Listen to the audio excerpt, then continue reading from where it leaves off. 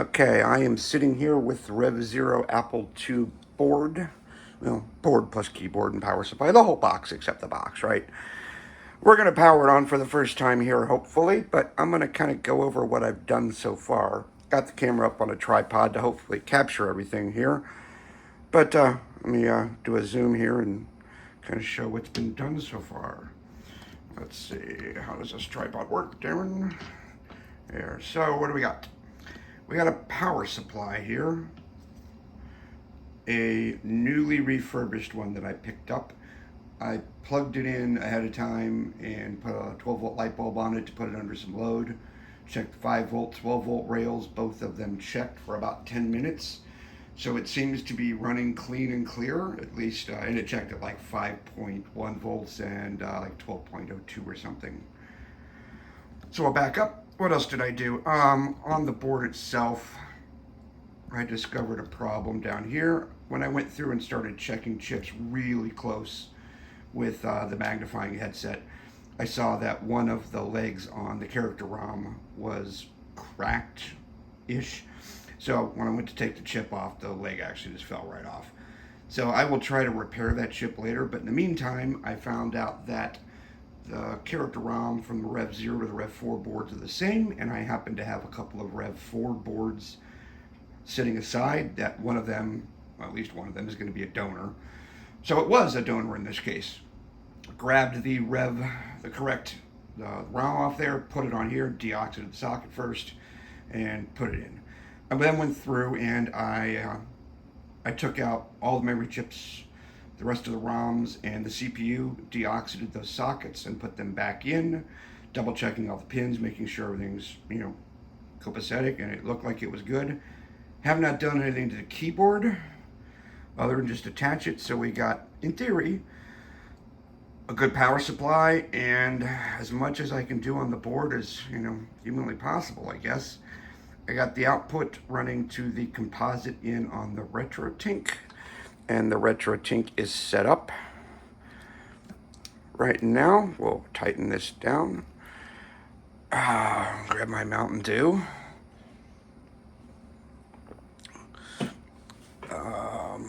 Well, what are we gonna do? I got a power strip down there. It is currently off. This is currently off.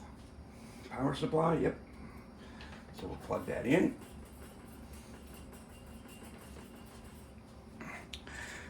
Turn this on, but the power strip down on the ground is off.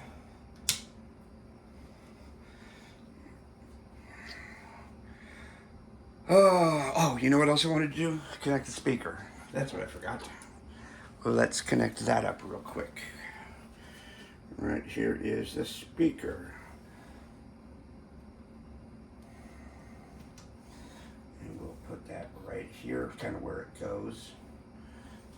On the board, we got the keyboard connected. Composite, let's just double check on here on the RetroTink. Composite input, yep. I think I've procrastinated enough, huh? You ready? Oh, here we go. 3, 2, 1.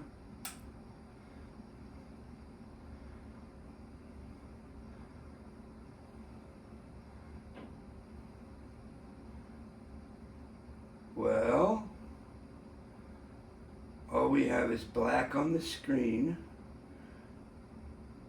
I don't hear any beeps. I don't hear any other noises. I guess this is a good enough sign. So we got some sort of signal coming out. Whether things are actually trying to execute instructions right now, we don't know. We can put this on the scope, but let's just kind of do the usual check, right? Is it a control reset yet here? I don't know.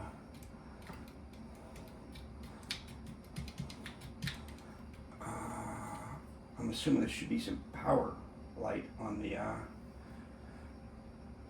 Should that be lit? I mean, again, I don't know much about the Apple II, but I'm guessing this power light should probably be on, right? Now, so let's start from the basics. Let's just see if anything feels warm to the touch.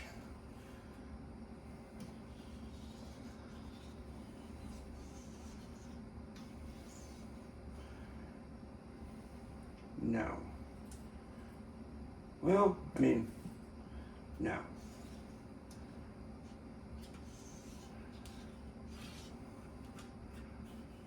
Processor, none of the logic chips feels warm.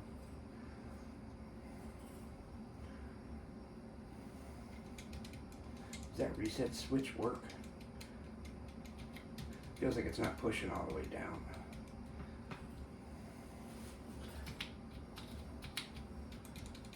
Is this warm? Yeah, I don't. You know what? Is there a light? There's probably a bulb in there, isn't there? I have to. You know, I can't find my keycap puller. I'm gonna have to find that or buy another one. Take some of these caps off and see. I'm guessing there's probably a light bulb in there. Well, I mean, it's not a great sign, but it's also not a bad sign. There's no smoke, right? I don't smell anything. No sparks. Capacitors didn't pop or anything. I don't know if the board has, you know, power in the right places. I'm going to have to print out some data sheets or pull them up on the monitor here just to check stuff out, see, you know, and start probing around. You know, I could take out a bunch of the memory chips and just go down to the basic 16K to start with. It's always possible that some of the memory chips are bad. I don't think any of these are MT.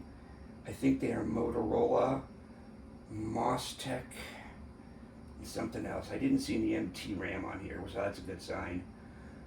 All the logic chips look like they're primarily TI logic chips. But, you know, let's zoom in a little bit.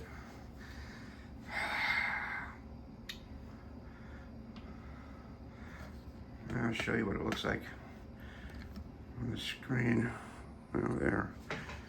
Let's turn it back off.